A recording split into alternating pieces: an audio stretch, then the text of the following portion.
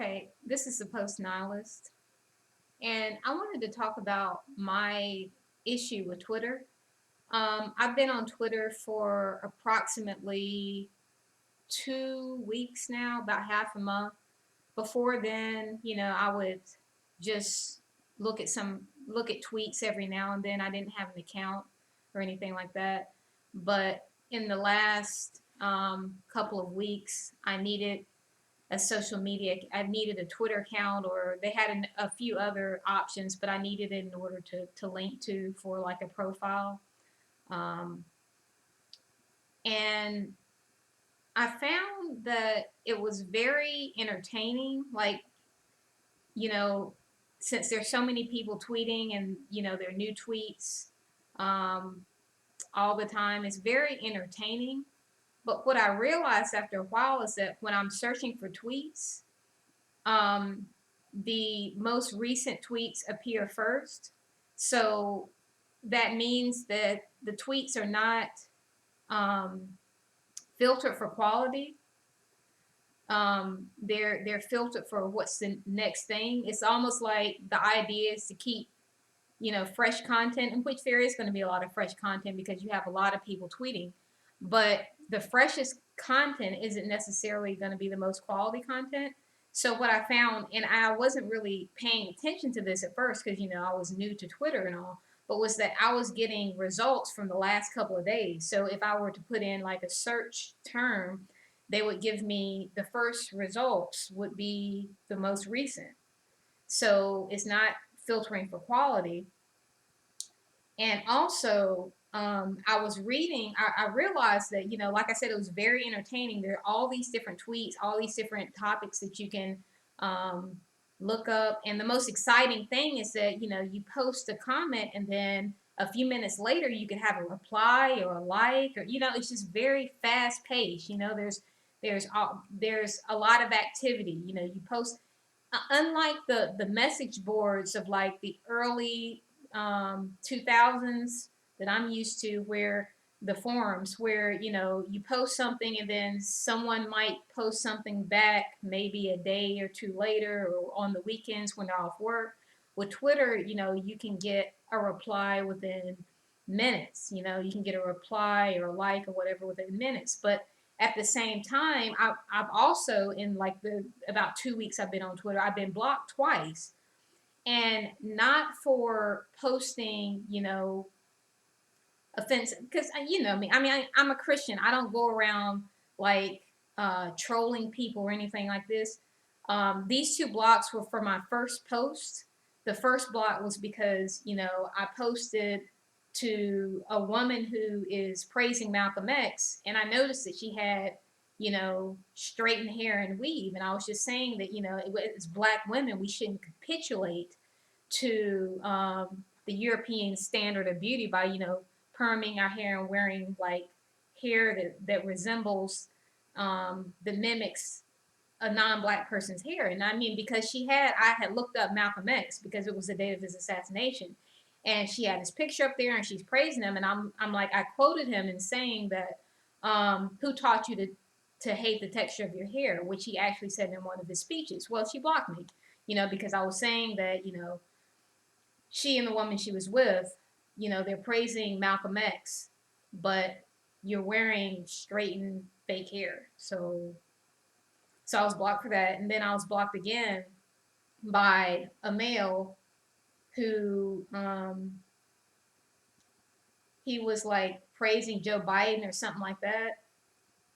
He had a picture of it's Mr. Jeezy or Greg G on Twitter, and he had like a picture of Michael Jackson in a car and like a black lady throwing like a drink at his window, saying this is how Joe Biden is when the far left gets angry at him, and like Michael Jackson was in the car like singing and acting like nothing was happening while this black woman, it's photoshopped obviously, was throwing like a drink at his window that was rolled up. And I was just saying that Joe Biden has bombed Syria, like, and I said he cares even less for the dark skinned people or the darker people who voted for him. He has bombed Syria, and a lot of black people apparently voted for him.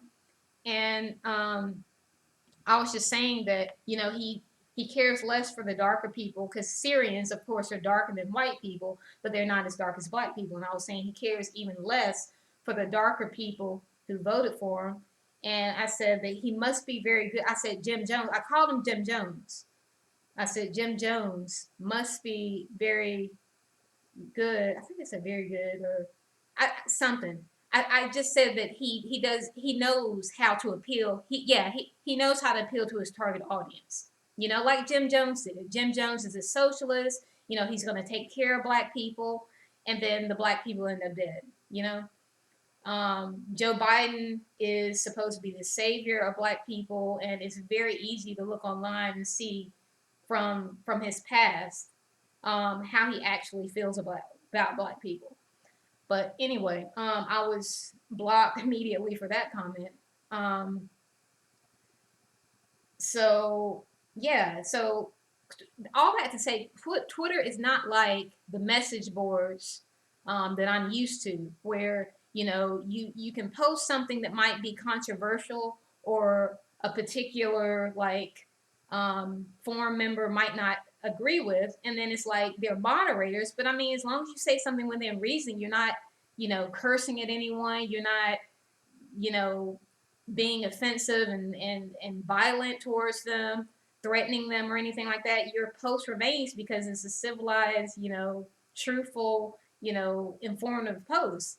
But on Twitter, they're not moderators per se. I mean, they probably they have the bots that might look for offensive terms, but it's like the Twitter user themselves. Like if Twitter were a big forum, then each poster is a moderator. You know, each Twitter user is the moderator. They just erase your post if they don't like it. It doesn't matter if it's true or not. Like if they don't like your post, if it doesn't agree with um, what they want on their Twitter um, post, then they just block you. So I've been blocked twice in 2 weeks. So what you learn from that is, and what that creates within Twitter is an echo chamber, where if you have certain people, if you don't follow a variety of different people, then what'll happen is that um, you'll be following someone and not knowing that they're actually blocking people who are trying to give you an alternative view. So it's like you follow a few people and you're looking at the comments, you know, after their tweets, but you don't realize the number of people they've blocked for saying things that they don't agree with. So, that's an issue. Um, and I'll say the biggest issue that I have on Twitter is not necessarily being blocked. I mean, unfortunately, that makes you think that, you need to watch what you say, so to speak. And it's really detrimental to other people because it's like they don't get to hear, they remain in that echo chamber. But the most disturbing thing about Twitter for me was that I'm consuming the content on Twitter for these 2 weeks that I've been on it. And I'm reading these tweets, and I'm even reading tweets that are interesting to me. Like, I'm not interesting, but tweets that I'm actually looking up, like Malcolm X. I'm looking up Malcolm X, people like that. And I'm looking for information about Malcolm X. And I come across this post with new information on his assassination, right? So I'm consuming this tweet about his assassination, new information that I'd never heard before, right? Okay, after I viewed it and, I'm doing something else, I actually forgot it. I know that I viewed content, a tweet on the assassination of Malcolm X, but like several hours later or a few days later, I couldn't remember what I had actually read. Like all I knew is that I Googled, I did a search on Malcolm X's assassination, but I could not remember what that tweet was actually about. The reason why was because I had viewed in Twitter, it's not like you're reading a book. You're reading several many different tweets, like various tweets on various topics. So your mind is jumping from one topic to the next topic very, very quickly because, like, what you're reading, what, a sentence on each topic? And in a Twitter session, maybe you can read 100 tweets. So that tweet had gotten lost in all the other tweets that I had read. So even though I wanted, it was new information on Malcolm X's assassination, and I wanted to view that information, it wasn't like something that I accidentally came across. It was something that I wanted to remember. I couldn't remember it because it was drowned out. It was covered by all the other stuff that I had read, you know? And that was something new for me. I'm not used to reading something interesting, something that I wanted to know, and forgetting it. But in the environment of Twitter, where there's so many different tweets, you're not reading a body of information for you to, kind of absorb at least a general summary of the information. You read a book, you're if you read a book, you're able to produce a summary of the book after you read it. It like comes naturally because you've consumed so much information. It just kind of comes together. But when you read a sentence or two about a topic, even if it's a topic you like, and then you read like 50 other sentences all about different other topics, like, you're not, most of the stuff I'm reading on Twitter, I'm probably forgetting, but it's entertaining while I'm doing it because it's like you're typing stuff and you get a notification, someone commented, someone liked, um, or you get like you just get this feedback from people, you know. But or if you're subscribed to people, you're either getting likes, you're getting comments, you're getting subscribers, or you're just getting the feed, the new information, the new content that the people you're subscribed to are posting. So it's like all this activity is very exciting. But like I said, when I came away from it a few hours or a few days later, I think it was the next day or so, I could not remember that tweet that was important to me. I couldn't remember it. Now I remember part of it. I remember the gist of it, you know.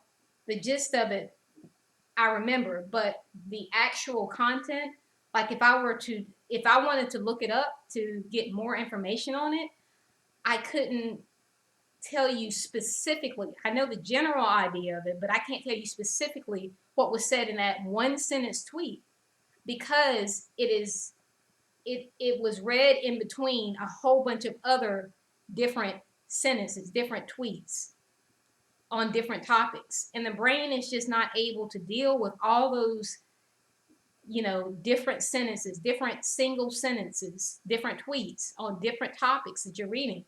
And what happens is you come away from Twitter and you don't have like a body of knowledge. You don't have a summary of what you've read. You walk away entertained or you feel drained. I personally felt drained because it's like, I'm the kind of person who I'm looking for I'm not on Twitter to be entertaining, so I don't come away from Twitter happy. I'm looking for like information. And because we live in an evil world, if you're a Christian, that's not a surprise because the prince of the world is the devil. So as a Christian, I'm not on Twitter to be entertained. I want information about what's going on, and of course you're going to have the disinformation on there. But so I'm not the kind of person who goes to Twitter to be happy, to get, happy information, to be entertained, to look at celebrity tweets. I'm there to find actual information. What I'm saying is that even in finding information, because I was looking at Malcolm X's assassination, or I came across that information, and I don't think I was looking for it specifically at that period of time, at that point in time. I think one of the people I'm subscribed to had posted something about it because it was on the day of his assassination. So he had posted some information about it. So I came across it, but I couldn't even remember it because it was drowned out by all the other different tweets.